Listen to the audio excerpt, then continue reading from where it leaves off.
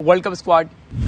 देखिए world cup squad जो है पाकिस्तान का मोरलेस कि कौन पाकिस्तान के कौन कौन से प्लेयर हैं, उन्हीं में एक आध एक्सपीरियंस के ऊपर डिबेट है। फाइनल आपको पता है वर्ल्ड कप में जब तक हमारी टीम लैंड ना कर जाए हमें पता नहीं होता कि शायद उसमें चेंजेस हो जाएं। बट आई थिंक कि पाकिस्तान की जो सिलेक्शन कमेटी है उसने एक तासुर ऐसा दिया है कि जैसे हम इन्हीं में ट्रस्ट करते हैं, हमने इन्हीं के साथ जाना है, तो वही चीज़ हमें लगातार देखने को मिली। तो अभी जो है इसी को हमने बैक करना है। जो है वो परफॉर्म नहीं कर रहा, तो जो परफॉर्म नहीं कर रहा हमने उसको बैक करना है। आप ये कहना चाह रहे हैं? मैं ये कहना चाह रहा हूँ कि जो दे दिया है सिलेक्शन कमेटी ने उसी को पाकिस्तान के अवाम और लोग बैक करेंगे ना।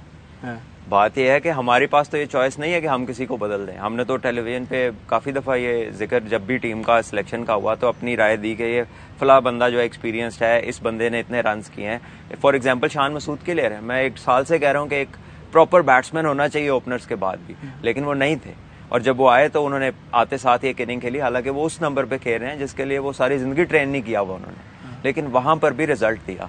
सो अब मेरा ये ख्याल है कि अगर वो ऑस्ट्रेलिया खेलते हैं तो पेस एंड बाउंस को वो ज्यादा अच्छा काउंटर कर सकते हैं बजाय कि हमारे कुछ दूसरे प्लेयर्स के जिनका काम ही हिट मारना है। और बात यह है कि हम इंटेलिजेंटली यूज कब करें। बट साहब, जो हमारे साबिक टेस्ट क्रिकेटर्स हैं, आप भी साबिक हो गए हैं, वो जब क्रिकेट बोर्ड में नहीं होते तो उनको सब सच नजर आ रहा होता है। जब वो क्रिकेट बोर्ड में चले जाते हैं तो शायद उनकी आंखों पे पट्टी बन जाती है, और जब उनको क्रिकेट बोर्ड में नौकरी मिलने वाली होती है तो फिर वो सब अच्छा की बातें कर रहे होते हैं। आप इसमें से कौन से वाले हैं?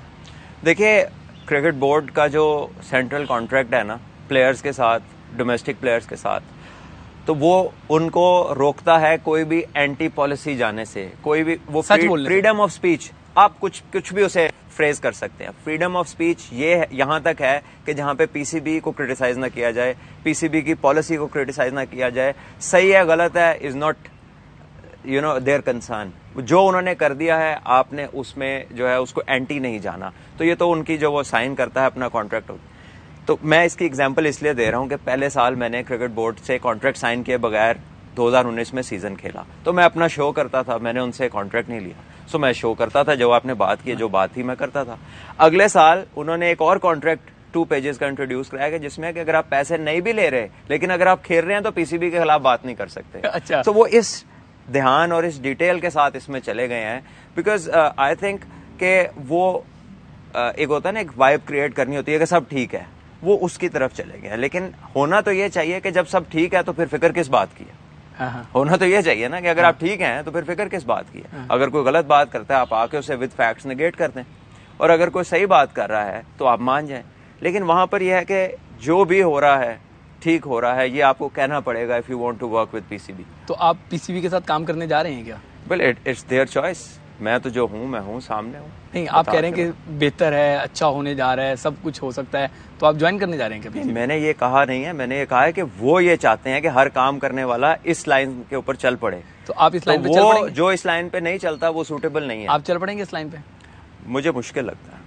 अच्छा, चले, पाकिस्तान टीम में आपका रास्ता कौन रोक रहा था? वादे हो रहे थे लेकिन हो नहीं पा रहा था, कोई रास्ता रोक रहा था? देखिए, ये तो किसी ने कहा ही नहीं कि वो बैठा है जो रोक रहा है, वो सारे ही कहते थे जी मैनेजमेंट का फैसला है। तो ये मैनेजमेंट पता नहीं क्या थी। मिसबाह हक भी जब कप्तान थे एक दफा, तो उनसे भी मेरी बात हुई, तो उन्होंने कहा यार मेरी तो कोई सुनता ही नहीं है। मतलब मिसबाह आपको खिलाना चाहते थे? उन्होंने कहा जी मेरी कोई सुनता नहीं। फिर वो जब चीफ सिलेक्टर बने तो पहला सीजन था ये जो 6 टीमें बनी हैं, तो मैं उनसे मिला जाके, तो उसने बोला कि आप इसमें परफॉर्म कर दो, इसमें कंपटीशन बड़ा टफ है, 6 की 6 टीमें अच्छी हैं, 9 मैच खेले हैं, 905 रन हैं 9 मैचों में। और फिर उन्होंने जो है उसके बाद मैंने 2 दफ़ा उन्हें कॉल की, उन्होंने दोनों दफ़ा मुझे कोई जवाब नहीं दिया। फिर वो दिन और आज का दिन है, मैंने किसी से इस बारे में पूछा नहीं। So I thought better leave this, कि जहाँ पर परफॉर्मेंस को वैल्यू ही नहीं कर रहे। इंदी भाई आपको बार बार कहते रहे जब चीफ सिलेक्टर थे कि ये सीरीज खिला देंगे, वो खिला देंगे, वो खिला देंगे, तो उनसे भी नहीं पूछा आपने कभी? काफ़ी दफ़ा पूछा है लेकिन कोई सेटिस्फाइंग आंसर नहीं था, बल्कि 1-2 दफ़ा तो मुझे ये कहा गया कि यार तुम किसी बड़े से सिफारिश कराओ। अच्छा। ये भी कहा गया। फिर कोई बड़ा मिला नहीं आपको?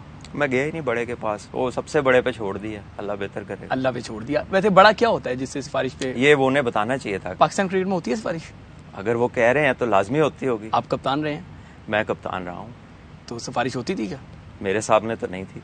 जब तक आप कप्तान थे तब तक सिफारिश नहीं? मेरा तो जो टेन्योर है 6 से 7 मैचों का है, 1 से 1.5 महीने का। उस दौरान हम टूर पे थे, सो ऑलरेडी एक स्क्वाड वहां पर था। कुछ ऐसा नहीं हुआ कि एक बनी कोई टीम उस एक टूर पे मैं मतलब कप्तान आपने बना, ये experience लेकिन नहीं जो किया। प्लेइंग 11 बनती थी दैट वाज माइन। लेकिन आपको उसमें जो टैक्टिकल डिसीजन थे वो मेरे थे, जो आप कह लीजिए कि प्लेइंग 11 हो गई, ठीक है, या हम अपना बैटिंग ऑर्डर है वो कोच और सारे मिलके सेट करते थे वो सारी चीजें। सलमान भट्ट साहब, पाकिस्तान की वर्ल्ड कप की ये हिस्ट्री रही है, क्योंकि आप टीम का बहुत अच्छा खिलाड़ी रहे, कप्तान भी रहे, तो मैं इसलिए आपसे ये पूछना चाहता हूँ, वर्ल्ड कप का स्क्वाड अनाउंस होता है और जब टीमें पहुंचती हैं तो खिलाड़ी चेंज हो जाते हैं। मुझे याद है नासिर जमशेद पहुंच गए थे, मुझे याद है शुएब मलिक आए, सुहेल खान आए, और भी बहुत सारी एग्जांपल्स हैं। ये क्या होता है?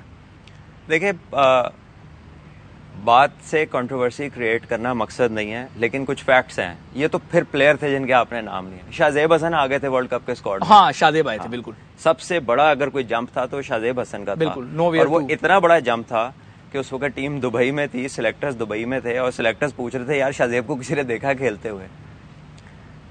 ये कौन से बस अब आप उस 2009 के आप पता कर लीजिए, जब अब्दुल कादिर साहब ने रिजाइन किया था, क्यों किया था? अब तो वो दुनिया में नहीं है। तो बता देना। नहीं, आपको सामने है उस वक्त की जो कमेटी है, वो तो एक सेकंड में आप नेट पे करेंगे तो आपके सामने आ अल्लाह जाएगी। कादिर साहब को जन्नत नसीब फरमाए, मैं उनसे जाके अभी तो नहीं पूछ नहीं, सकता। बाकी तो लोग हैं ना। बाकी तो लोग हैं ना, मेरे ख्याल एक आप स्क्वाड का हिस्सा थे? शोएब मोहम्मद साहब थे उसमें शायद मेरा ख्याल है सलीम तो जाफर कोई एक साहब लॉबी थे। होती है जो खिलाड़ियों को डाल देती है? गॉड नोज कि एग्जैक्टली कौन होता है, ये आज तक अगर हमें सिलेक्शन कमेटी नहीं डालती, टीम मैनेजमेंट नहीं लेती, टीम कैप्टन नहीं लेता और कोई खिलाड़ी आ जाता है, इसका मतलब नहीं, कोई ये और मैं नहीं डलवाता कह रहा कि कोई नहीं लेता, ये मैं नहीं कह रहा, कोई तो लेता है। है। लेकिन सिलेक्टर कह रहे थे कि हमने नहीं सामने लिया। कोई नहीं आता, लेकिन कोई तो लेता है, ऐसी बात तो नहीं है। तो अभी भी जो मौजूदा स्क्वाड है इसमें आपको लगता है कि कोई सिफारिश पे आया होगा? आप देख लीजिए सबके स्टैट्स निकाल के।